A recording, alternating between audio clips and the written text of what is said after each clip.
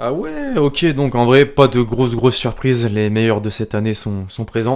L'équipe, j'espère que vous allez bien. Aujourd'hui, vous avez capté, on se retrouve pour une vidéo un petit peu particulière. L'UEFA a sorti sur son site internet, au cours de ces derniers jours là, un vote pour tout simplement désigner la meilleure équipe de l'année 2020, donc vraiment de l'année 2020 et non pas de la saison dernière, 2019-2020. Vraiment l'année civile, donc ça comprend évidemment la phase finale de la Ligue des Champions, de la saison dernière et le début de la saison actuelle. Je me suis dit mais attends, ça serait intéressant d'en faire une vidéo, tout simplement de faire mon propre 11 et vous comme ça dans les commentaires vous pouvez me faire le vôtre, on pourra comparer un petit peu les deux. Alors la particularité, vous l'avez vu pour ceux qui ont déjà effectué le vote, oui, puisque c'est dispo pour tout le monde, je vous mettrai un lien dans la description pour ceux qui veulent aller le faire directement sur le site, c'est pas un partenariat. En même temps le nombre de fois où j'ai utilisé des clips de l'UEFA sans forcément avoir l'autorisation, je pense pas qu'ils aimeraient. Bref, passons les détails, c'est un petit peu particulier ce vote dans le sens où par exemple un Kimmich est positionné dans les défenseurs et non dans les milieux de terrain, on sait qu'il a évolué par la suite. Bref, alors quand même, je vous les ai pas montrés, tous les nominés sont là, présents sur l'écran. Si vous les voyez pas forcément, bah rendez-vous sur le site et revenez sur cette vidéo directement derrière. On parle déjà beaucoup trop, donc on va rentrer dans le vif du sujet. Désormais l'équipe, je vais simplement vous rappeler comme d'habitude que cette chaîne YouTube, que cette vidéo en particulier est sponsorisée par OneFootball, l'application numéro 1 sur toute l'actualité du foot. La trêve hivernale se rapproche à grands pas, néanmoins il y a encore quelques matchs intéressants à suivre au cours de ces prochains jours. Alors rendez-vous sur l'appli qui est gratuite, je le rappelle, est dispo dans la description.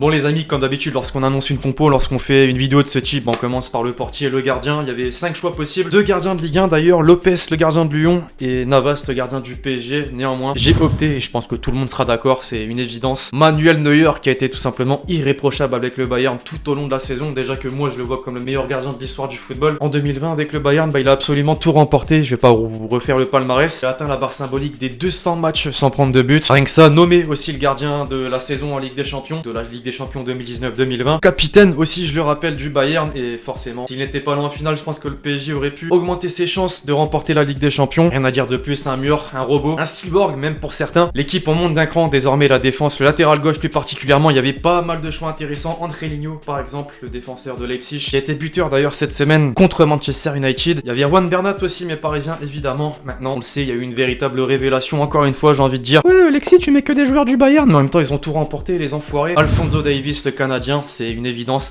Bon les amis, petite séquence, petit aparté entre vous et moi, pensez à quoi? Bah lâchez le gros pouce bleu, voilà, c'est très important pour moi. Ça vous dit qu'on essaye de péter les 4000 likes sur cette vidéo? Je sais que c'est possible, ça prend 2 secondes, en plus c'est gratuit, alors pétez ça moi, pétez-moi ça comme il faut.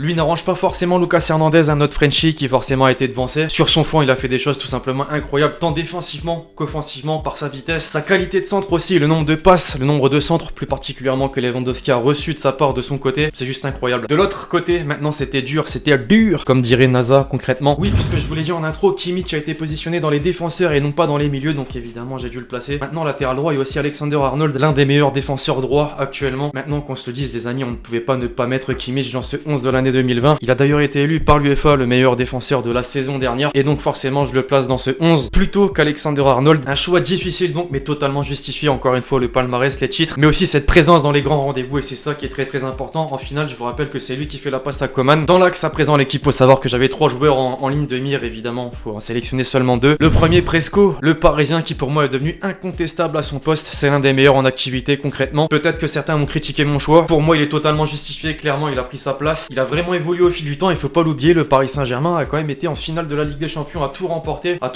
la saison dernière, c'est difficile à dire, dans le sens où la Ligue 1 s'est stoppé net au bout de la 27e, 28e journée. Maintenant voilà, c'est un défenseur central rapide, très puissant, et ouais, je reprends ce qui est écrit carrément sur le site de l'UEFA, mais y a pas d'autre chose à dire de plus. Pour compléter la défense, vous vous doutez, c'était soit Sergio Ramos, soit Van Dijk. J'ai opté pour le capitaine du Real. Le Real sans Sergio Ramos, pour moi, n'est pas le Real en fait, on l'a encore vu dernièrement. Déjà que pour moi, il fait partie des meilleurs défenseurs centraux de l'histoire du football. En 2020, cet avis qui est le mien justement, c'est encore plus conforté. En plus d'être un défenseur extraordinaire, voilà, on va pas vanter ses qualités, on les connaît tous. Il a aussi marqué un nombre de buts conséquent, notamment sur penalty, c'est vrai. Toujours présent dans les grands rendez-vous. Et puis bon, cette qualification pour la phase finale de la Ligue des Champions, là, cette saison, qui a été obtenue cette semaine justement. Pour moi, c'est un plus. Alors certes, Van Dijk, c'est vrai qu'il a remporté la première ligue aussi avec Liverpool, mais je trouve encore une fois, avis personnel, qu'il a été moins bon, qu'il a un petit peu régressé. Ça reste un joueur exceptionnel aussi. On monte encore d'un cran le milieu de terrain. Alors là, les amis, attention, on va y avoir débat, c'est sûr, dans les commentaires. Il y avait énormément de choix possibles, énormément de joueurs qui méritaient d'avoir leur place dans ce 11. Fallait faire un choix. C'est vrai que je l'ai pas mentionné. D'ailleurs, c'est un 4-3-3 la composition que j'ai sélectionné, donc 3 milieux de terrain désormais possibles. D'abord en numéro 6, un parisien que j'aurais plutôt placé en défense à la place de Kipembe par exemple. Marquinhos, alors j'ai longtemps hésité avec Thiago Alcantara qui a forcément été un élément élément clé, un élément essentiel à la victoire du Bayern en Ligue des Champions. Il a plutôt bien réussi par la même occasion son arrivée à Liverpool. Maintenant, il y a Marquinhos, faut pas l'oublier, les amis. Marquinhos, l'un des joueurs, si ce n'est le joueur le plus performant lors du parcours du PSG en Ligue des Champions la saison dernière. Vraiment, je trouve que sa montée en puissance au fil des années, au cours de la saison dernière, elle est tout simplement impressionnante. Je trouve qu'il est sous-coté, voilà, c'est un réel pilier. À l'image de Ramos d'ailleurs, lui aussi a planté énormément de buts, des buts importants, on s'en souvient, en demi-finale notamment. Et puis cette saison, qui est-ce qui a marqué contre Manchester United? Et Marquinhos encore une fois. À ses côtés, tout d'abord, je pense que mon choix est incontestable, tout le monde sera d'accord dans les commentaires. De Bruyne, meilleur joueur de la saison 2019-2020 en Première Ligue, donc avec 13 buts et 20 passes décisives.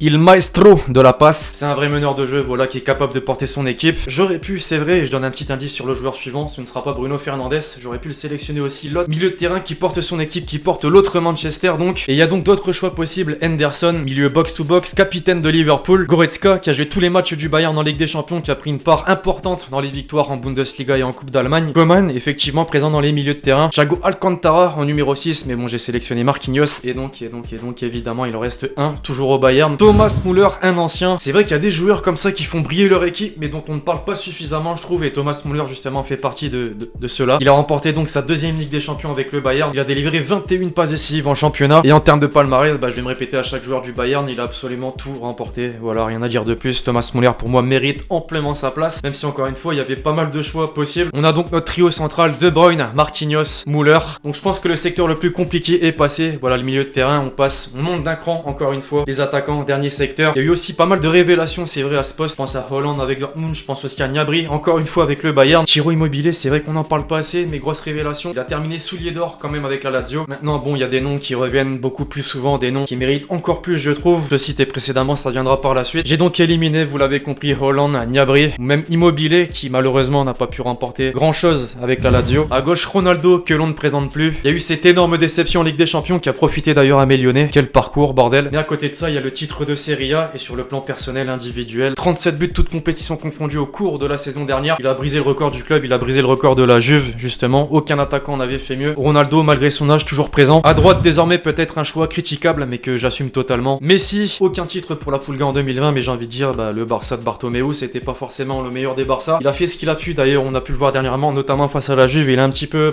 seul au monde. Et donc, j'ai pris en compte forcément le plan individuel. La saison dernière, faut pas oublier qu'en championnat, il a terminé meilleur buteur, mais également meilleur passeur. Après un été plutôt mouvementé, c'est le cas de le dire. Il a plutôt bien entamé la nouvelle saison en Ligue des Champions, notamment. En championnat, c'est un petit peu douteux, le Barça est vraiment mal classé. Encore une fois, je pense que le problème vient plus de l'équipe que lui en tant que tel. Bref, Messi reste Messi d'après moi. Et donc, pour terminer, évidemment, il aurait dû finir Ballon d'Or. Encore un joueur du Bayern, le dernier, Robert Lewandowski. Meilleur buteur et vainqueur de toutes les compétitions qu'il a pu disputer avec le Bayern. Il a brisé d'ailleurs l'hégémonie Messi-Ronaldo, en terminant justement, encore une fois, meilleur buteur de la Ligue des Champions, cette fois-ci, la saison dernière. Vous avez capté. Enfin bref, qu'on se le dise, s'il y avait réellement eu une cérémonie Ballon d'Or France Football, il aurait été désigné, c'est une certitude. Ça aurait été un vol un petit peu comme Iniesta, comme Ribéry, concrètement, s'il n'avait pas été nommé. Alors voilà l'équipe 11 de l'année 2020, la meilleure équipe pour moi. Dites-moi ce que vous en pensez dans les commentaires. Bref, voilà l'équipe, c'est tout pour cette vidéo sur mon équipe de l'année 2020. J'espère que vous l'avez kiffé, je compte sur vous et c'est le cas pour lâcher le gros pouce bleu, c'est très important pour moi. Balancez-moi encore une fois vos 11 dans les commentaires, comme ça on pourra comparer un petit peu avec le mien.